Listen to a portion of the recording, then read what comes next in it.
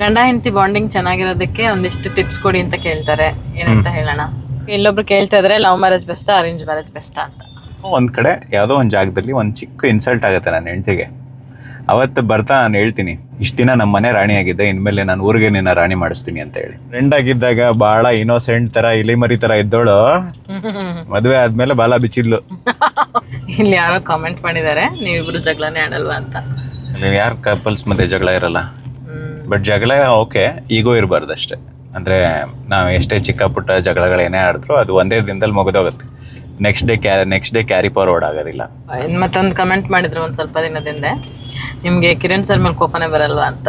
ಇನ್ನು ಸೀರೆಗಿರೆ ಹುಟ್ಟಿರೋದೆಲ್ಲ ನೋಡಿ ಫುಲ್ ಸಾಧು ಸಂತೆ ಅಂತ ಅನ್ಕೊಂಡ್ಬಿಟ್ಟಿರ್ತಾರೆ. ಬೆಜ್ಜಾನ್ ಜೋರಿದಾಳು. ನಾನೇ ಸ್ವಲ್ಪ ಸಾಧು ಪಾರ್ಟಿ. ನಾನು ಸ್ವಲ್ಪ ಇಂಟ್ರೋವರ್ಟು, ಇವಳು ಸ್ವಲ್ಪ ಎಕ್ಸ್ಟ್ರೋವರ್ಟು. ಅದೇ ನಮ್ದು ಕಾಂಬಿನೇಷನ್ ಮ್ಯಾಚ್ ಆಗುತ್ತೆ. ಸ್ವಲ್ಪ ಖಾರ ಸ್ವಲ್ಪ ಸಿಹಿ ಅನ್ನೋ ಥರ. ಇಂಟ್ರೋವರ್ಟ್ ಆದ್ರೆ ವಿಡಿಯೋಸ್ ಎಲ್ಲ ಹೆಂಗ್ ಮಾಡ್ತೀಯಾ ಅಂತ ಕೇಳ್ತಾರೆ. ಇಂಟ್ರೋವರ್ಟ್ ಆದ್ರೆ ಎಷ್ಟೋ ಪ್ರಪಂಚದಲ್ಲಿರೋ ಎಷ್ಟೋ ದೊಡ್ಡ ಸಾಧಕರೆಲ್ಲ ಇಂಟ್ರೋವರ್ಟ್ಗಳೇ. ಹೌದಲ್ವಾ? ನೀನ್ ಕಡಿಮೆ ಮಾತಾಡ್ರು ಸೆನ್ಸ್ ಆಗಿ ಮಾತಾಡ್ತೀಯ. ಗಂಡ ಹೆಂಡತಿ ಬಾಂಡಿಂಗ್ ಚೆನ್ನಾಗಿರೋದಕ್ಕೆ ಒಂದಿಷ್ಟು ಟಿಪ್ಸ್ ಕೊಡಿ ಅಂತ ಕೇಳ್ತಾರೆ. ಏನಂತ ಹೇಳೋಣ? ಫಸ್ಟ್ ಪಾಯಿಂಟ್ ಬಂದು ಈಗೋ ಇರಬಾರ್ದು. ಗಂಡ ಈಗೋ ತೋರಿಸ್ರೆ ಹೆಂಡತಿ ಬಿಟ್ಕೊಡ್ಬೇಕು, ಹೆಂಡತಿ ಈಗೋ ತೋರಿಸ್ರೆ ಗಂಡ ಬಿಟ್ಕೊಡ್ಬೇಕು. ಇಬ್ಬರು ಈಗೋ ತೋರಿಸ್ಕೊಂಡು ಕೂತ್ಕೊಂಡ್ರೆ ಪ್ರಾಬ್ಲಮ್ ಆಗುತ್ತೆ. ನನ್ನ ಹೆಂಡತಿನ ನನ್ನ ಮನೆಯಲ್ಲಿ ನಾನು ರಾಣಿ ಥರ ನೋಡ್ಕೊಂಡಿದ್ದೀನಿ. ಓಕೆ, ಎಲ್ಲೋ ಒಂದು ಕಡೆ ಯಾವುದೋ ಒಂದು ಜಾಗದಲ್ಲಿ ಒಂದು ಚಿಕ್ಕ ಇನ್ಸಲ್ಟ್ ಆಗುತ್ತೆ ನನ್ನ ಹೆಂಡತಿಗೆ. ಅವತ್ತು ಬರ್ತಾ ನಾನು ಹೇಳ್ತೀನಿ, ಇಷ್ಟು ದಿನ ನಮ್ಮ ಮನೆ ರಾಣಿ ಆಗಿದ್ದೆ, ಇನ್ಮೇಲೆ ನಾನು ಊರಿಗೆ ನಿನ್ನ ರಾಣಿ ಮಾಡಿಸ್ತೀನಿ ಅಂತ ಹೇಳಿ. ಅದು ಹೇಳಿದ ದಿನದಿಂದ ಇವಳಿಗೆ ಇವಾಗ ಆಲ್ಮೋಸ್ಟ್ ಇವಳಿಗಿರೋ ಫಾಲೋವರ್ ಈಗ ಫೇಸ್ಬುಕ್ಕಲ್ಲಿ 1,00,000 ಹತ್ರ ಆಗಿದೆ ಅನ್ಸುತ್ತೆ. ಇನ್ಸ್ಟಾಗ್ರಾಮು 79-75 ಏನೋ ಇತ್ತು, ಇವಾಗ 2,30,30,000 ಹತ್ರ ಆಗಿದೆ. ಅದು ಹೇಳಿ ತುಂಬ ದಿನನೂ ಆಗಿಲ್ಲ, ಒಂದು 3 ತಿಂಗಳಾಯ್ತಾ?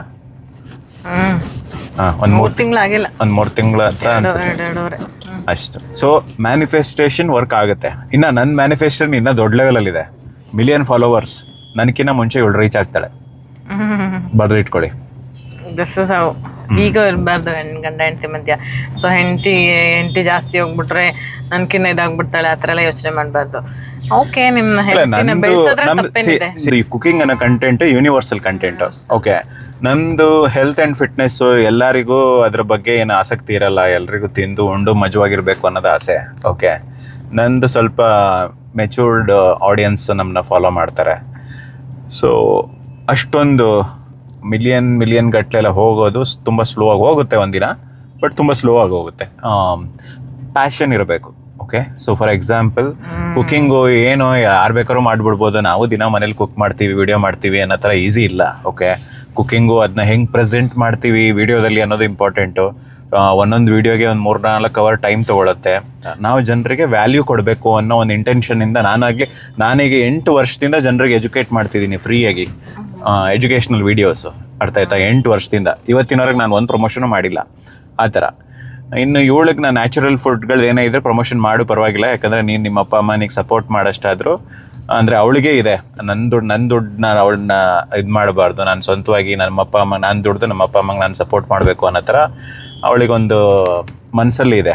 ಓಕೆ, ಅದಕ್ಕೋಸ್ಕರ ನಾನು ಹೇಳ್ತಾ ಇದ್ದೀನಿ, ನೀನು ಪ್ರಮೋಟ್ ಮಾಡು, ಬಟ್ ಎಥಿಕಲ್ ಆ್ಯಂಡ್ ನ್ಯಾಚುರಲ್ ಪ್ರಾಡಕ್ಟ್ಗಳು ಏನೇ ಇದ್ರೂ ಪ್ರಮೋಟ್ ಮಾಡು, ಬಟ್ ಎವ್ರಿ ಡೇ ಇರಬಾರ್ದು ಅನ್ನೋ ಥರ ಅಷ್ಟೇ. ಸೋಷಿಯಲ್ ಮೀಡಿಯಾದಲ್ಲಿ ಒಂದು ನೀಚ್ ಅಂತ ನೀವು ಫಾಲೋ ಮಾಡ್ತಾ ಇದ್ರೆ, ಅಂದರೆ ನಾನು ಹೆಲ್ತ್ ಆ್ಯಂಡ್ ಫಿಟ್ನೆಸ್ ಮಾಡ್ತೀನಿ, ಇವರು ಕುಕಿಂಗು, ರೆಸಿಪೀಸು, ಈ ಥರ ಲಾಗಿಂಗು ಈ ಥರ ಮಾಡ್ತಾರೆ. ಸೊ ಹಂಗೆ ಮಾಡಬೇಕು ಅಂತ ಡಿಸೈಡ್ ಆದಾಗ ಅದರಲ್ಲಿ ಪ್ಯಾಷನ್ ಇರಬೇಕು. ಓಕೆ, ನನ್ನ ಕೆಲಸದಲ್ಲೂ ನನಗೆ ತುಂಬ ಪ್ಯಾಷನ್ ಇದೆ. ನನಗೆ ತುಂಬಾ ಇಷ್ಟ. ನಾನು ಹೆಲ್ತ್ ಆ್ಯಂಡ್ ಫಿಟ್ನೆಸ್ ಬಗ್ಗೆ ಎಜುಕೇಟ್ ಮಾಡಬೇಕು, ಜನರನ್ನೆಲ್ಲ ಚೇಂಜ್ ಮಾಡಬೇಕು, ಟ್ರಾನ್ಸ್ಫಾರ್ಮ್ ಮಾಡಬೇಕು ಅನ್ನೋದು ನನಗೆ ತುಂಬ ಇಷ್ಟ. ಈಗ ಹಾಗೆ ಇವಳಿಗೆ ಚೆನ್ನಾಗಿರೋ ರೆಸಿಪಿ ಮಾಡಬೇಕು, ಎಲ್ರಿಗೂ ತಿನ್ನಿಸ್ಬೇಕು, ಎಲ್ಲರ ಕಣ್ಣಲ್ಲಿ ಅವಳಿಗೆ ತಿನ್ನಿಸಿ ಖುಷಿ ನೋಡೋದೇ ಒಂದು ಭಾಳ ಇಷ್ಟ ಅವಳಿಗೆ. ಫಾರ್ ಎಕ್ಸಾಂಪಲ್, ನನ್ನ 30ನೇ ವರ್ಷದ ಬರ್ಡೇಗೆ ಒಂದು 30 ರೆಸಿಪೀಸ್ ಮಾಡಿದ್ಲು. ಓಕೆ, 30 ರೆಸಿಪೀಸು ಒಬ್ಳೆ. ಅದನ್ನು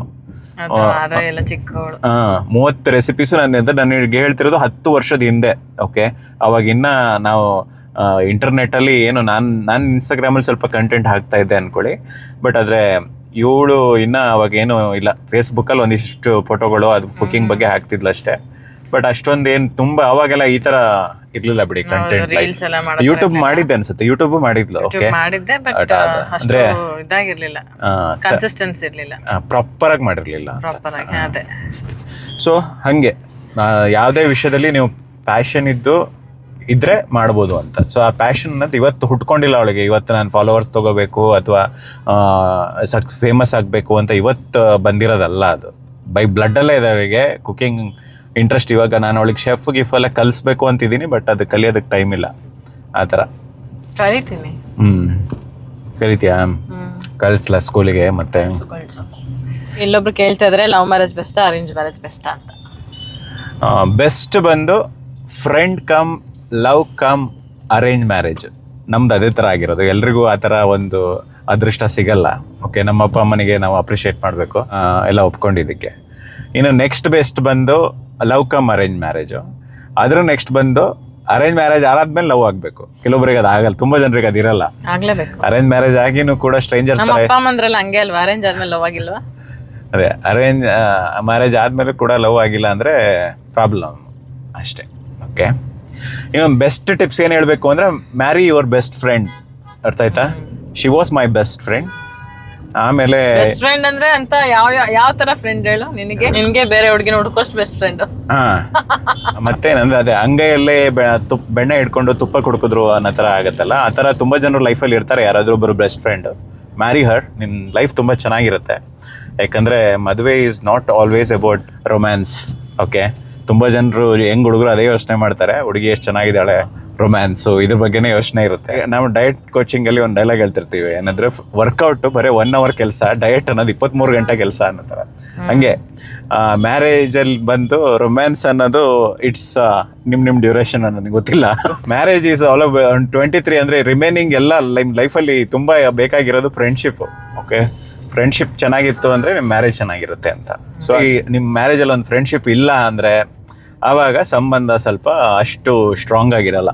ಅಷ್ಟು foundation of marriage is friendship between husband and wife. Okay, ನಿಮ್ಮ ಬೆಸ್ಟ್ ಫ್ರೆಂಡ್ನೇ ಲವ್ ಮಾಡಿ ಮನೆಯವ್ರಿಗೂ ಒಪ್ಪಿಸಿ ಮದುವೆ ಆದರೆ ಆವಾಗ ಸೂಪರ್ ಸಕ್ಸಸ್ಫುಲ್ ಲೈಫ್.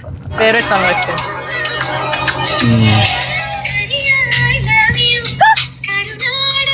ನನ್ನ ಪಟಾಯಿಸಕ್ಕೆ ಇದೇ ಸಾಂಗ್ ಹಾಕೊಂಡಿದ್ದಲ್ಲ ನಾನು ರಿಂಗ್ ಟೋನು.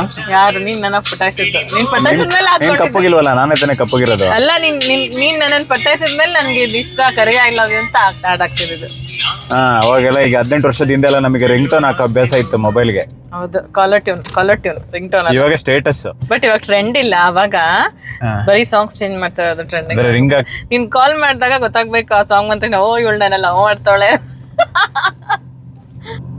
ನಾನು ನಿನ್ನ ಲವ್ ಮಾಡ್ತಾ ಇದ್ರು ಫ್ರೆಂಡ್ ಅಂತ ನಿನ್ಗೆ ಬೇರೆ ಹುಡುಗಿನ ಸ್ಕೆಚ್ ಹಾಕಕ್ಕೆ ಹೆಲ್ಪ್ ಮಾಡ್ತದೆ.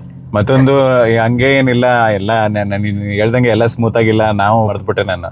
ನೀವು ಬೆಸ್ಟ್ ಫ್ರೆಂಡ್ನ ಮದುವೆ ಆದಾಗ ಒಂದು ಸೈಡ್ ಎಫೆಕ್ಟ್ ಏನು ಅಂದರೆ ನೀವೆಲ್ಲ ಸೀಕ್ರೆಟ್ ಹೇಳ್ಕೊಂಡಿರ್ತೀರಾ.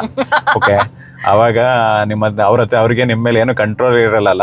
ಫ್ರೆಂಡ್ ಆಗಿದ್ದಾಗ ಇರ್ಲಿ ಬಿಡೋ ಹೋಗ್ಲಿ ಅಂತ ಸುಮ್ಮನೆ ಹೇಳಿರ್ತಾರೆ. ಒಂದ್ಸಲ ಮದುವೆ ಆದಮೇಲೆ ಫುಲ್ ಕಂಟ್ರೋಲ್ ಸಿಗುತ್ತೆ. ಆವಾಗ ಅವಾಗಿದೆ ಬಗಣಿಗೂಟ. ಫ್ರೆಂಡ್ ಆಗಿದ್ದಾಗ ಬಹಳ ಇನ್ನೋಸೆಂಟ್ ತರ ಇಲಿಮರಿ ತರ ಇದ್ದೋಳು ಮದುವೆ ಆದ್ಮೇಲೆ ಬಾಲ ಬಿಚ್ಚಿದ್ಲು. ನೀನ್ ಆ ಹುಡುಗಿನ ಹೆಂಗ್ ನೋಡ್ದೆ, ಆ ಹುಡುಗಿ ಬಗ್ಗೆ ಹೆಂಗ್ ಹೇಳಿದ್ದೆ, ಈ ಹುಡುಗಿ ಬಗ್ಗೆ ಹೆಂಗ್ ಹೇಳಿದ್ದೆ ಎಲ್ಲ. ಸೊ ಒಂದ್ ವೇಳೆ ಅದೊಂದ್ ಸೈಡ್ ಎಫೆಕ್ಟ್ ಇದೆ. ಬೆಸ್ಟ್ ಫ್ರೆಂಡ್ ನ ಮದುವೆ ಆದಾಗ ಜಾಸ್ತಿ ಸೀಕ್ರೆಟ್ ಎಲ್ಲ ಬಿಟ್ಕೊಡ್ಬಿಡ್ಬಾರ್ದು, ಎಸ್ಪೆಷಲಿ ಬೇರೆ ಹುಡುಗಿಯರ ಬಗ್ಗೆ. ಜೋರಿದ್ಯಾ ನೋಡು. ಇದು ನಮ್ಮ ಮೂವಿ ನೋಡೋದಕ್ಕೆ ಹತ್ರ ಬಂದಾಯ್ತು.